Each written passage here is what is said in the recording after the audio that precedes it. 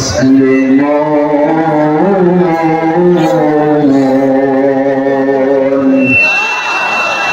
সাদাকা ইয়া রাব্বানা আল্লাহুম্মা সাল্লি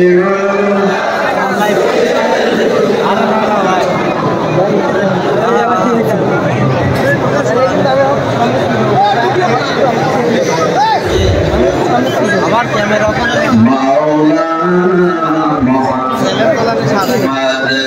আলহামদুলিল্লাহ আপনার জেলা ফরিদপুর থানার অন্তর্গত হাবল ফাজিল ডিগ্রি মাদ্রাসা ময়দানে বিরাট ইসলামী জলসা ইসলামে সাহাবে সম্মানিত সভাপতি প্রধান অতিথি জনাব শরীফ আহমেদ অতিরিক্ত জেলা প্রশাসক সার্বিক পাবনা সভাপতি হাবল ফাজিল ডিগ্রি মাদ্রাসা ফরিদপুর পাবনা বিশেষ অতিথি জনাব আলহাজ মাওলানা আব্দুল করিম এ মাহফিলে উপস্থিত আছেন আমার শ্রদ্ধাভাজন শিক্ষক ইসলামিক চিন্তাবিদ শিক্ষাবিদ হাজার হাজার ছাত্রের উস্তাদ ইসলামী বিশ্ববিদ্যালয় কুষ্টিয়া দাওয়া এন্ড ইসলামিক স্টাডিজ বিভাগের শ্রদ্ধাভাজন অধ্যাপক ডক্টর গোলাম মাওলা আতামাল্লাহু উমরাহু ওয়া বারাকাল্লাহু ফি হায়াতি মাওলানা আমিন সভাপতি সাহেব আপনাদের আপনার মহানগর থানার বাড়ি স্যার ফরিদপুর থানার সন্তান হায়াতে তাজ্জাবা সিরাতে কুলিয়া কামনা করছি আল্লাহ যেন সাথে দান করেন এতক্ষণ যারা আলোচনা রেখেছেন মাওলানা সাদিকুর রহমান আসহারি ঢাকা মাওলানা হোসেন মাহফুজ সোয়াডাঙ্গা মাওলানা আব্দুল গফফার খান মাওলানা আব্দুল্লাহ আল বাকি মাওলানা লুৎফুল হক মাওলানা আবু ইউসুফ খান এরপর এখনো যারা আসবেন বিশেষ করে মাওলানা আব্দুল্লাহ আহমেদ ভাই এখনো আসেনি আসবেন মঞ্চে বসা ওলামায়ে কেরাম সামনে বসা মুসলমান ভাইরা পর্দার আড়ালের সম্মানিত মা এবং বোনেরা প্রশাসনের ভাইরা প্রাণপ্রিয় পাবনাবাসী আপনারা কথা বলবেন ভাই দাঁড়িয়ে থাকেন বসে থাকেন কথা বলবেন এমনিতে অধিক রাত হয়ে গেছে এত রাতে এখন কথা বলা ঠিক না এখন ঘুমানো দরকার কথা বন্ধ করেন আর পেছনে যারা দাঁড়িয়ে আছেন ভাই বসেন না চলে যান দল মত নির্বিশেষে আজকের এই অনুষ্ঠান কোরআনে কারীম শোনার জন্য যারা আমরা এসেছি খুশি হয়ে বলছি আলহামদুলিল্লাহ জীবনে বহু রাত বিভিন্ন কাজের কারণে আমরা কাটিয়ে দিয়েছি আজকের এই রাতটা কোরআনে কারীমের জন্য কাটাচ্ছি ওয়াইদা কুরিয়াল কুরআনু ফাসতামিউ লাহু ওয়া আনসিতু লাআল্লাকুম তুরহামুন আল্লাহ তাআলা বলে যখন কোরআন পড়া হয় তোমাদের সামনে এক নম্বরে তোমরা শুনতে থাকবা দুই নম্বরে চুপ থাকবা আল্লাহ সামিয়া শব্দ না দিয়ে ফাসতামিউ দিলেন কেন ফাসতামিউ এই শব্দের বাপ যেটা এর বাংলা অর্থ দাঁড়ায় শুধু শুনলে হবে না মনোযোগ দিয়ে শোনা লাগবে কারণ এখন কিন্তু এটা সাধারণ অনুষ্ঠান নেই রাউজাতুম মিন রিয়াজিল জান্নাহ জান্নাতের একটা বাগান এটা এমনিতেই মাদ্রাসা দুই নম্বরে কোরআনের আলোচনা এখানে হচ্ছে তিন নম্বরে আমাদের মনোযোগ সহকারে শোনা লাগবে কারণ এটা ইবাদত চলছে কি চলছে ইবাদত যেভাবে করা লাগে আমি আশা করব আপনারা সাহায্য করবেন আমাকে নামাজে দাঁড়ালে যেমন কথা বলা যায় না এদিক ওদিকে তাকানো যায় না এটা যেহেতু নামাজের মতো একটা ইবাদত আফদালুল ইবাদাতি তিলাওয়াতুল কোরআন পৃথিবীতে নফল যত ইবাদত আছে সবচাইতে উত্তম আল্লাহর কাছে আফসাল ইসমে তাফসীর এর চাইতে আর ভালো নেই সেটা আজকের এই অনুষ্ঠান যদিও এত রাত করার পক্ষে আমরা না স্যার সব যারা আছে এখানে কি আমি জানি না শরীফ আহমেদ আপনাদের সবাইকে নিয়ে বলছেন আগামী থেকে অনুষ্ঠানগুলো একটু কন্ট্রোল করবেন রাত 9টা 9:30 যেন শেষ হয়ে যায় মাগরিব থেকে এশা পর্যন্ত একদম এশা পরে রাত 9টা 9:30 শেষ হয়ে যাবে তাহলে মানুষ আসে না আল্লাহ আমাদের হোসাইন সাইদি রহমতুল্লাহ আলাইহি তার মাহফিলে মানুষ হতো না? এনে রাত 2টা 3টার সময় কোন মাহফিল করেছেন আপনি জীবনে দেখাতে পারবেন? আমার মাহফিল সর্বোচ্চ 9টা 9:30 শেষ হয়ে যাচ্ছে। এই জন্য আমার মনে হয় এই নিয়মটা পাল্টানো দরকার। এক রাত ঘুম ডিস্টার্ব হয়ে গেলে 2-3 দিন লাগে যে উঠতে। আমি এমনিতে অসুস্থ, আপনারা এত রাত্রে তুলবেন আর মাহফিলে তো জানিও না, সেটা আমার মনেও নেই। আমি জানি আজকে সিরাজগঞ্জে মাওলানা রফিকুল ইসলাম খান সাহেব আছে, ওখানে আমার রাত 9টা থেকে 10টা 1 ঘন্টা আলোচনা ছিল, ওটা করে পাঠিয়েছিল। তো হঠাৎ শুনলাম এটা আজকে যে আরেকটা আছে, এরপরে আবার আরেকটা আছে নাকি? মাহফিল তো আমি জানি না কোথায় নেয় হোসাইন ভাই নেয়, মাথা ভালো করে ফেলে মানুষ।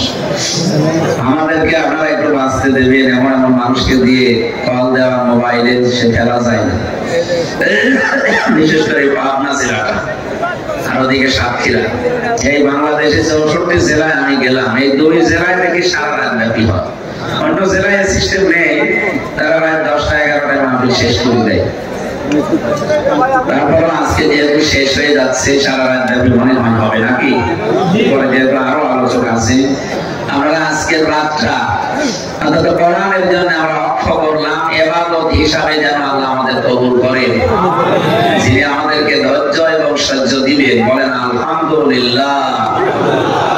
দরুদ আর সালাম পড়ছি আমাদের নবী মুহাম্মদুর রাসূলুল্লাহ সাল্লাল্লাহু আলাইহি ওয়াসাল্লামের প্রতি। আমরা তেলাওয়াত করেছি কোরআনে কারীমের সূরা আলে ইমরান 102 নাম্বার, একটা মাত্র আয়াত পড়েছি। এই আয়াতের ভেতরে যে শিক্ষাগুলো আছে, আমি তাফসীর আকারে কথা বলি বেশিরভাগ, যদিও ইসলামী জালসা লিখেছে রিসালে সাওয়াব, এটা কোরআনের চাইতে সাওয়াবের কথা আছে। এই কার দিকে তাকিয়ে আছেন আপনি? এদিকে তাকান। মান ক্বালা বিহি সাদাকা, নবীজি বলেন যারা কোরআন দিয়ে কথা বলে এরা সত্য কথা বলে। কোরআনের বাইরে যে কথা, ও কথা সত্য কথা নয়, এই হাদিস অনুযায়ী। এজন্য আমাদের কথা বলা লাগবে কোরআন কেন্দ্রিক। আমার আমিলা বিহি উজিরা, যারা কোরআনের আমল করে তাদেরকে আল্লাহ পুরস্কার দেবে। আপনি অন্যান্য জায়গা থেকে আমল করলে, হাদিস দেখে, ইসলামের ইতিহাস দেখে আমল করলে আপনি সওয়াব পাবেন না, পুরস্কার পাবেন না তা না, পাবেন। হয়তো সাহাবীরা দেবে কিয়ামতে, ফেরেশতারা দেবে, নবীরা দেবে, রাসূলরা দেবে। কোরআনের আমল আল্লাহ দিয়েছেন 500। এই আমলগুলো যদি দুনিয়ায় কেউ করে, কিয়ামতে আল্লাহ নিজের হাতে পুরস্কার দান করবে। ফ্যাক্টরির মালিক যদি বলে কর্মচারীরা আজকে বেতন আমি নিজের হাতে দেব, ওই ম্যানেজারকে দেওয়ার দরকার নেই, আমি নিজে দেব, তাহলে কর্মচারীরা একটু খুশি হবে না? মালিক যখন নিজে দিচ্ছে, হয়তো কেমন দেবে মালিক ছাড়া কেউ জানে না। তাহলে পৃথিবীতে যত মালিক আছে প্রত্যেকের সীমাবদ্ধতা আছে, আমাদের যিনি মালিক তার সীমাবদ্ধতা আছে। আল্লাহুল গনিয়্য ওয়া আনতুমুল ফুকারা, তোরা সব ফকির, আমি আল্লাহ একমাত্র ধনী। সুতরাং উনি যখন নিজে পুরস্কার দেওয়ার ঘোষণা দিচ্ছেন যে কোরআনের আমল করলে আমি পুরস্কার দেব, এখন থেকে সিদ্ধান্ত নিয়ে যাবে যে কোরআনের বাইরে আমার কোনো আমল হবে না। কোরআনের ব্যাখ্যা হাদিস, কি কথা বলতেছে? عن ابي هريره رضي الله تعالى عنه قال قال النبي صلى الله عليه وسلم من اتبع الهدى بغير القرآن أضله الله إلى آخر الحديث رواه الترمذي। বিশ্বনবী জানিয়েছেন কোরআন বাদ দিয়ে পৃথিবীতে কোন জায়গায় যদি কেউ ভালো হওয়ার নিয়তেও যায়, আল্লাহ নিজে দায়িত্ব নিয়ে তাকে গোমরা বানিয়ে দেয়। খেয়াল করেছেন কি বললাম? শব্দটা দল্লা ইয়াদিল্লু যদি দিতেন ভাবে নাসারা ইয়াসরু থেকে, এই শব্দটা দল্লা ইয়াদিল্লু এখান থেকে আসলে সুলাসি মুজাররদ থেকে আসলে বাংলা অর্থ দাঁড়াতো আপনি নিজেই নিজেকে খারাপ বানিয়ে ফেলেছেন। শব্দটা আদাল্লা ইয়াদিল্লু ভাবে ইফআল থেকে এসেছে, এজন্য বাংলা অর্থ দাঁড়িয়েছে আপনার নিয়ত হয়তো ভালো ছিল কোন জায়গায় যাওয়ার, কিন্তু সেখানে কোরআন ছিল না, কোরআনের কর্মসূচি ছিল না, এজন্য আল্লাহ নিজে দায়িত্ব নিয়ে আপনাকে আরো খারাপ বানিয়ে দেবে। পাবনাবাসী জবান করে বলবেন হেদায়েত দেওয়ার একচ্ছত্র মালিকানা হামজার। একথা যারা বিশ্বাস করে বলেন তো এখানে শব্দটা পড়লাম আল্লাহ। আল্লাহ বলেন আমি নিজে তোকে খারাপ বানাবো। আল্লাহ যদি নিজে কাউকে গোমরাহ বানিয়ে দেয়, খারাপ বানিয়ে দেয়, ওকে হেদায়েত দেওয়ার মতো দুনিয়ায় কেউ আছে? আরো জোরে বলেন আছে? আজকে সিদ্ধান্ত নেওয়া যাবে না যে কোরআন যেখানে নেই এরকম দরবার যদি আমার বাবাও তৈরি করে, ওই দরবারে আমি আজকে থেকে আর নেই। এরকম দরবার দেশে নেই। ৩৬,০০০ দরবার আছে সরকারি জরিপে। আমি খোঁজ খবর নিয়ে যতটুকু জানি বা দেখেছি, যতটুকু বুঝেছি, কয়েকটা দরবারে শুধু কোরআনের কেন্দ্রিক নিয়ম নীতি চলে, বাকি অধিকাংশ গুলোই বাবা শাহজালাল সব হালাল এই নিয়ম চলে। অথচ এই ধারণা কাফেরদের, এই যে ধারণা বললাম যেটা বাবা শাহজালাল মদের কাছে কুত্তা বিড়াল সব হালাল, এটা হচ্ছে কাফেরদের ধারণা। ওয়াইদা কিলা লাহুম তাআলাউ ইলা মা আনজালাল্লাহু ওয়া ইলার রাসূলি ক্বালু হাসবুনা মা ওয়াজাদনা আলাইহি আবানা। সূরা মায়েদা 7 নাম্বার 12 4 নাম্বার পৃষ্ঠার প্রথম নাম্বার লাইনের 104 নাম্বার আয়াতের প্রথম অংশে আছে। এটা ফিসিলালিল কোরআন থেকে বলছি। আল্লাহ পাক বলেন ওয়া মানে এবং ইলা মানে যখন, কিলা মানে বলা হয়, তাআল মানে আসো, ইলা মানে দিকে, মা মানে যা, আনজালাল্লাহ মানে আমি আল্লাহ নাযিল করেছি, ওয়া ইলার রাসূলি আমার রাসূলের আদর্শের দিকে আসো। এভাবে মানুষকে যখন আপনি এই দুইটা কথা বলবেন, আসো আল্লাহ কি নাযিল করেছে ওইটার দিকে, আমি রাসূলের আদর্শের দিকে আসো, ক্বালু হাসবুনা, আপনি দেখবেন বহু মানুষ দুনিয়াতে এমন পাবেন, ক্বালু বহু বছর দিয়েছেন, অনেকে আছে এমন কথা বলবে, হাসবুনা আমাদের জন্য যথেষ্ট, মা ওয়াজাদনা আলাইহি আবানা আমাদের পূর্বপুরুষ বাপ দাদা তাদের কাছে যা পেয়েছি ওইটাই যথেষ্ট, এ কথা লাগবে না। এরকম কথা বলা মানুষ দেশে নেই। আমি এই দরবারের কথাটা প্রথম আনলাম এই কারণে, অধিকাংশ দরবারে যারা যায় এই মানুষগুলো এই আয়াতের সাথে একটা মিল আছে। ওদেরকে যদি কোরআনে কারিমের নিয়ম দিয়ে, হাদিসের ব্যাখ্যা দিয়ে কথা বলেন, এমনকি স্যার যদি বলে, বিশ্ববিদ্যালয়ের স্যার, তারপর বলবেন তো রাখেন আমার বাবা কি আপনার ছাড়া কম বুঝতো, আমার দাদা কি কম বুঝতো, আমাদের পূর্বপুরুষ মুরব্বী যা করেছে আমরা তাই করবো। আল্লাহ পরের শব্দে দিয়েছেন আওয়ালাউ কানা, আমাদের ইস্তেফহাম প্রশ্নবোধক চিহ্ন, এটা ইন্টারোগেটিভ সেন্টেন্স।